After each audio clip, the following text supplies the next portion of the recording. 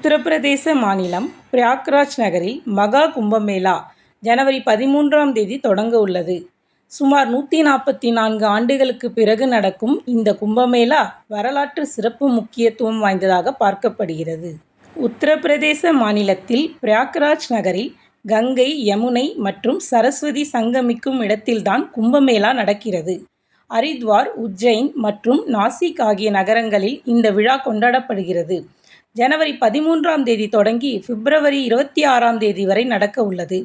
இந்த விழாவை சிறப்பாக நடத்த அனைத்து விதமான முன்னேற்பாடுகளும் செய்யப்பட்டு வருகின்றன. மகா கும்பம் என்பது நதிகள், கலாச்சாரம், ஆன்மீகம் மற்றும் மனிதநேயம் ஆகியவற்றின் சங்கமம். மகா கும்பமேளாவின் பிறப்பிடமாக கருதப்படும் சாகர் மந்தன் என்ற தெய்வீக நிகழ்வை பற்றி ரிக்வேதம் பேசுகிறது. புராணங்களின்படி தேவர்கள் மற்றும் அசுரர்கள் அழியாமையின் அமிர்தத்தை பெறுவதற்காக மந்தாரா மலையை பயன்படுத்தி ஆதிகால பெருங்கடலை கலக்கினர்.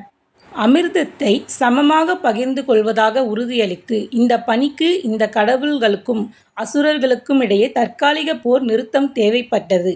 இருப்பினும் இறுதியாக அமிர்த தயாரிக்கப்பட்ட போது அதனை பிரிப்பதில் ஒரு போர் ஏற்பட்டது.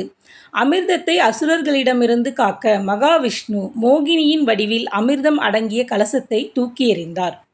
அப்போது அந்த கும்பத்தில் இருந்து சிந்திய 4 துளிகள் பூமியில் விழுந்தது. அந்த 4 துளிகளின் உருவான நகரங்கள்தான் ஹரித்வார், பிரயாக்ராஜ், உஜ்ஜைன் மற்றும் நாசிக் என்று அழைக்கப்படுகிறது. அதனாலேயே இந்த இடங்கள் வரலாற்று ரீதியாக புனிதமானதாக கருதப்படுகின்றன.